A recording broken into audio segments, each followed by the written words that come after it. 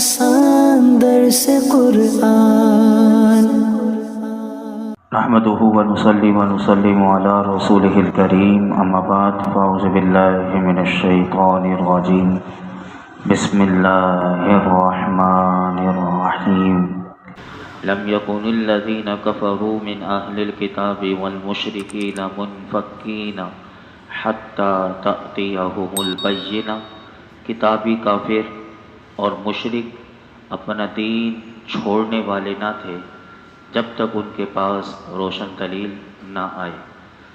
اس آیت کریمہ میں اللہ رب العالمین نے ارشاد فرمایا کہ کتابی کافر، یہودی اور عیسائی اور مشرک، بت پرست، فرمایا اپنا دین چھوڑنے والے نہ تھے کہ جب تک کہ ان کے پاس سید المرسلین صلی اللہ تعالیٰ علیہ وسلم جلوہ فروز نہ ہو۔ کیوں؟ وجہ بتا دی کہ نبی پاک صلی اللہ علیہ وسلم کی تشریف آوری سے پہلے یہ لوگ کتابی کافر جو تھے وہ یہ کہتے تھے کہ ہم اپنا دین چھوڑنے والے نہیں جب تک کہ وہ نبی تشریف فرما نہ ہو کہ جن کا ذکر ہم توریت اور انجیل میں پڑھتے ہیں اور اس کا ذکر توریت اور انجیل میں ہے۔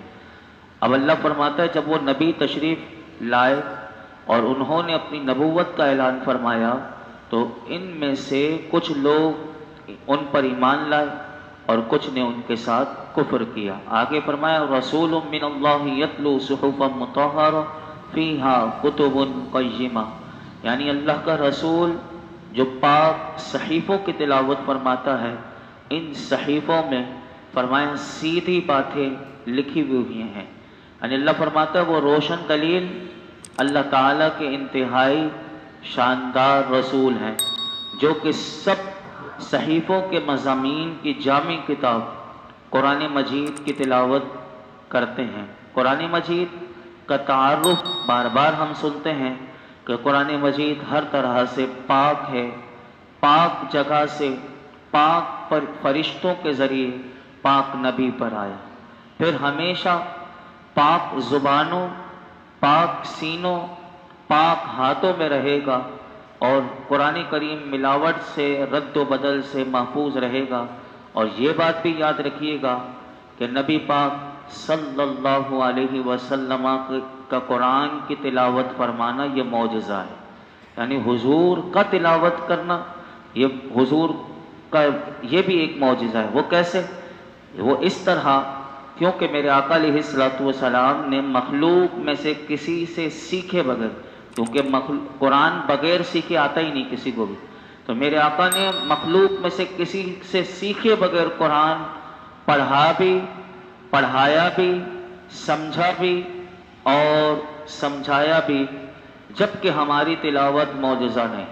یہ بات یاد رکھیے گا، ہماری تلاوت معجزہ نہیں، کیونکہ ہم حافظ، قاری، عالم وغیرہ سے قرآن پاک کی تلاوت، قرات، اس کے احکام اور اسرار کو سیکھتے ہیں اور پھر اس پر عمل کرتے ہیں۔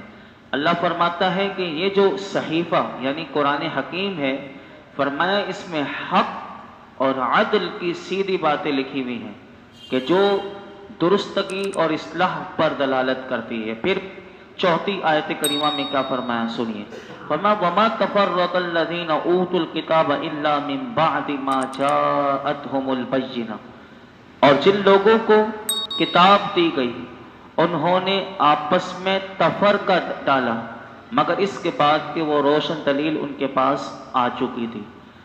اس آیت سے مراد یہ ہے کہ فرمایا پہلے تو اللہ فرماتا ہے سب اس بات پر متفق تھے کہ جب وہ نبی تشریف لائیں گے جن کی بشارت دی گئی ہے تو ہم ان پر ایمان لائیں گے۔ اللہ فرماتا ہے لیکن جب وہ نبی مکرم صلی اللہ علیہ وسلم جلوہ افروز ہوئے تو انہی لوگوں میں پھوٹ پڑ گئی اور ان میں سے بعض آپ پر ایمان لائے اور بعض نے حسد کیا اللہ کے نبی سے اور دشمنی کی اناد کی وجہ سے وہ کفر کو اختیار کیا لیکن وہ ایمان نہ لائے۔ پھر آگے مزید فرمایا کہ ان کو حکم کیا دیا گیا تھا، یعنی توریت میں، انجیل میں بھی انہیں جو حکم دیا گیا تھا وہ بھی بتا دیا۔ اللہ فرماتا وَمَا أُمِرُوا إِلَّا لِيَعْبُدُوا اللَّهَ مُخْلِصِينَ لَهُ الدِّينَ حُنَفَاءَ وَيُقِيمُوا الصَّلَاةَ وَيُؤْتُوا الزَّكَاةَ वज़ालिका दीनुल क़य्यिमा, और इन लोगों को तो यही हुक्म हुआ कि अल्लाह की इबादत करें, उसके लिए दीन को खालिस करते हुए हर बातिल से जुदा होकर, और नमाज कायम करें और ज़कात दें, और ये सीधा दीन है। अल्लाह फरमाता है यहूदियों ईसाइयों को तौरात और इंजील में क्या हुक्म दिया गया था?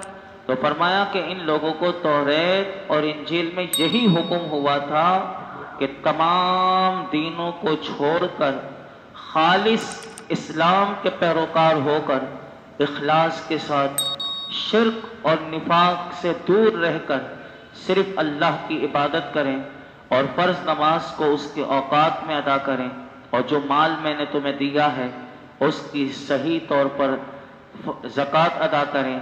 और फरमाया यही दीन इस्लाम जो है यही सीधा दीन है। इस आयत से 3 बातें मालूम हुई।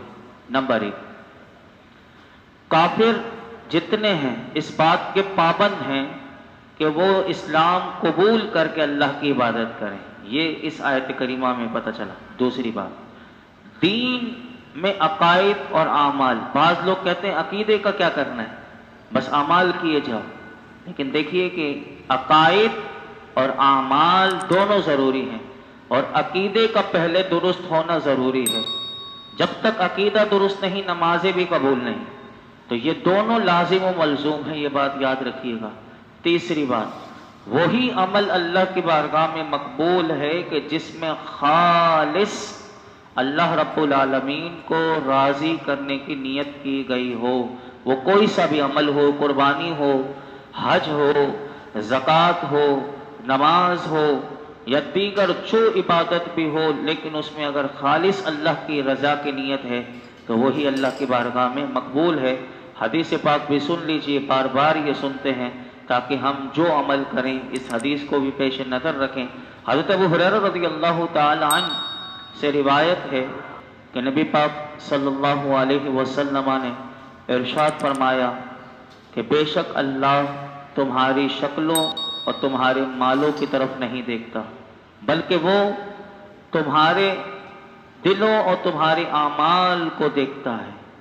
यानी तुम्हारे माल की तरफ नहीं देखता, ना तुम्हारी शक्लों को देखता है, वो दिया हुआ सब उसी का है, लेकिन वो तुम्हारे दिल में क्या है और तुम्हारे आमाल को देखता है कि किसके लिए तुमने ये आमाल किए। तो ये हदीस पाक हमें बता रही है। आगे सुनिए, इन्नल्लज़ीना कफ़रू मिन अहलिल किताबि वल मुशरिकीना फी नारि जहन्नम खालिदीन फीहा उलाइका हुम शर्रुल बरिया। अब इनकी सजा बयान की गई। फरमाया बेशक अहले किताब में से जो काफिर हुए वो और जितने मुशरिक हैं, बुत परस्त या किसी भी दीन को मानने वाले, अल्लाह के साथ शरीक ठहराने वाले, फरमाया अहले किताब में से जो काफिर हुए बेशक और मुशरिक इनके अलावा, फरमाया सब जहन्नम की आग में हैं, हमेशा उसमें रहेंगे।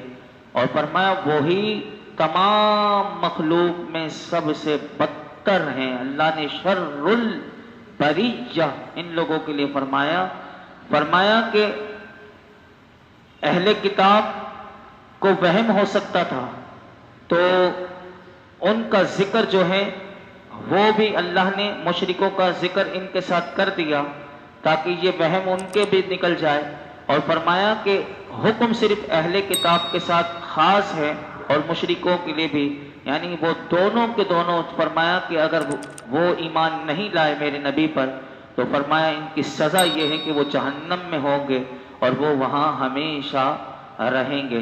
इस आयत करीमा से 4 बातें अगर आप गौर करें तो इसमें 4 बातें मालूम होती हैं। नंबर 1, मुफस्सिरीन फरमाते हैं अहले किताब में से वो लोग जो अल्लाह को मानते हैं और उसकी इबादत तो करते हैं, वो यहूदी हों या ईसाई, वो अल्लाह की इबादत करते हैं, लेकिन अगर उन्होंने अल्लाह के प्यारे हबीब की नबुव्वत को ना माना और उनकी इज्जत और तौकीर ना की तो अल्लाह ने उन्हें काफिर करार दिया।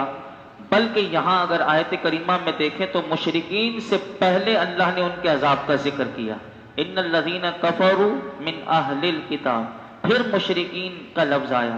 तो फरमाया बेशक अहले किताब में से जो काफिर हुए वो और मुशरिक یہ سب جہنم کی آگ میں ہے۔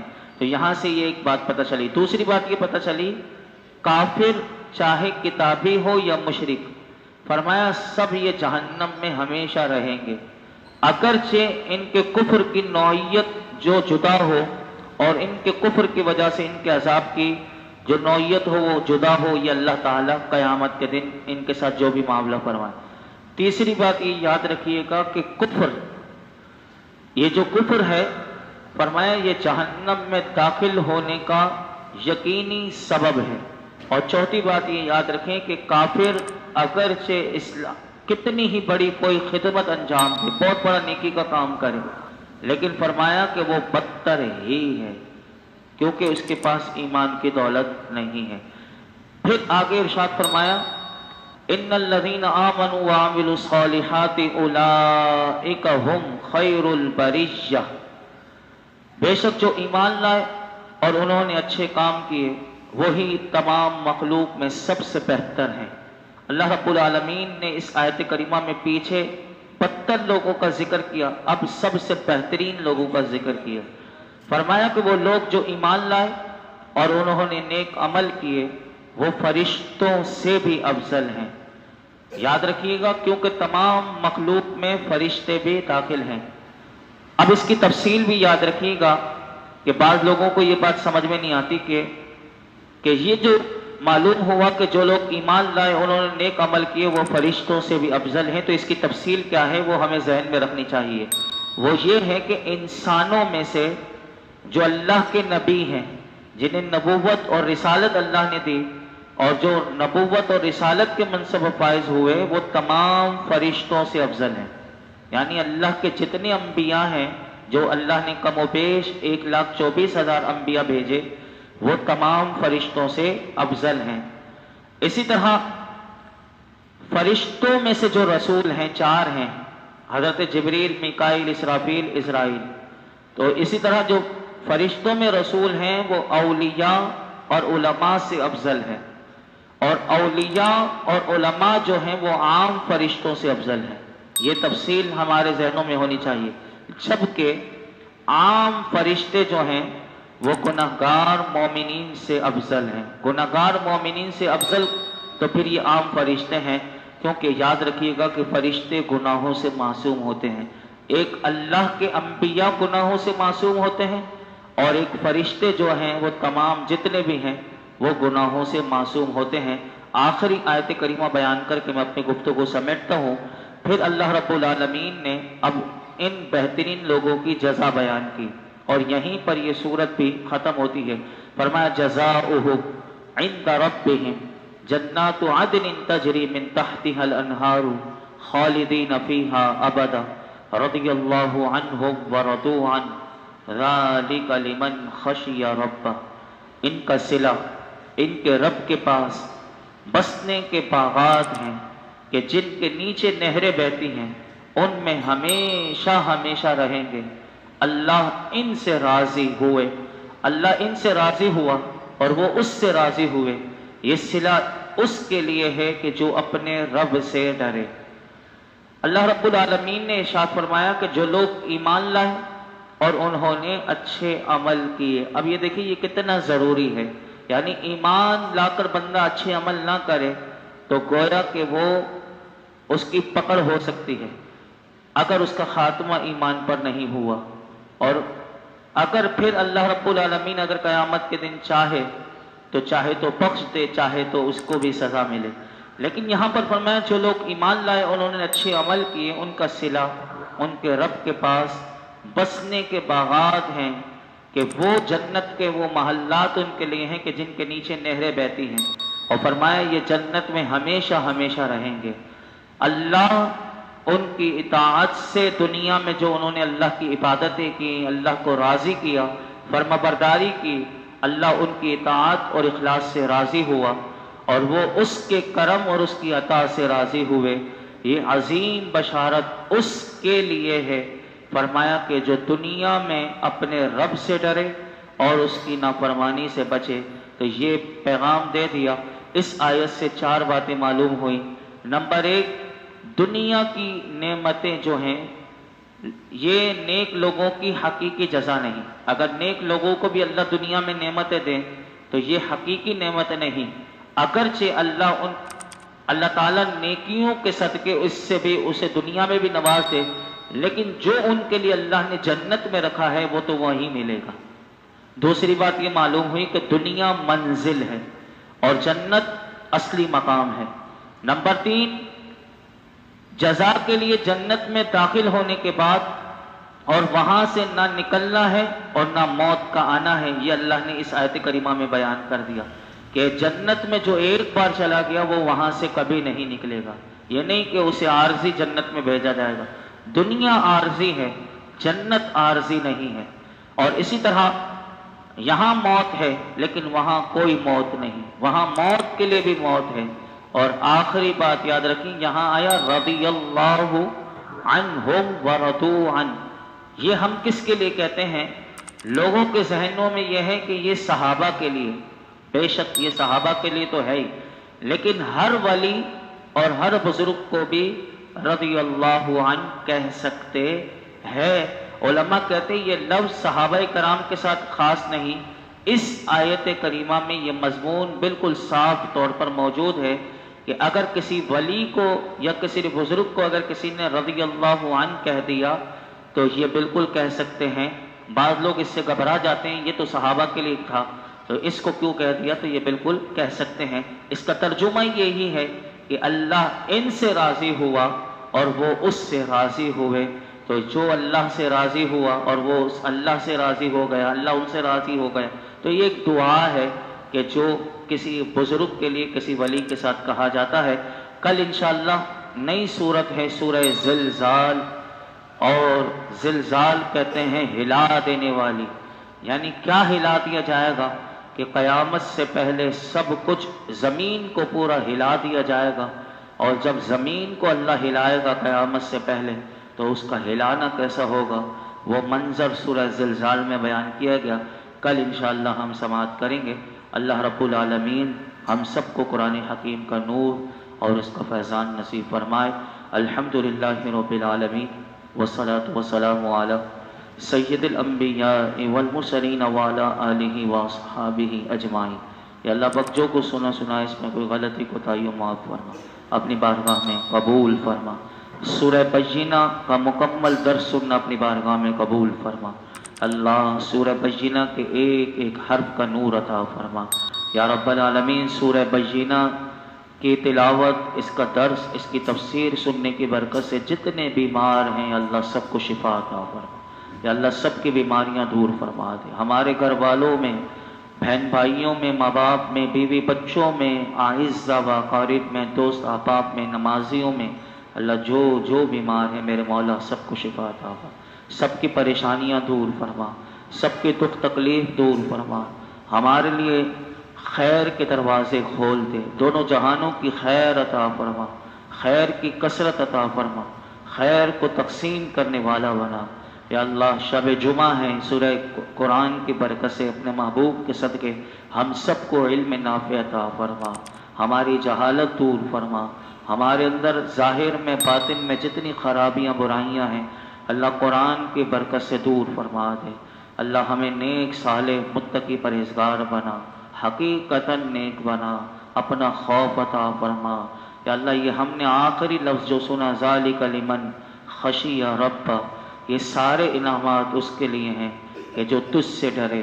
اللہ ہمیں تجھ سے ڈرنے اور اپنا خوف، حقیقتاً اپنا خوف عطا فرما، اور یا اللہ تیرے حبیب کی نافرمانیوں سے بچا۔ آج تک جتنے دعائیں کی ہیں آئندہ کریں گے، پروردگار عالم ہماری تمام دعاؤں کو قبول فرما۔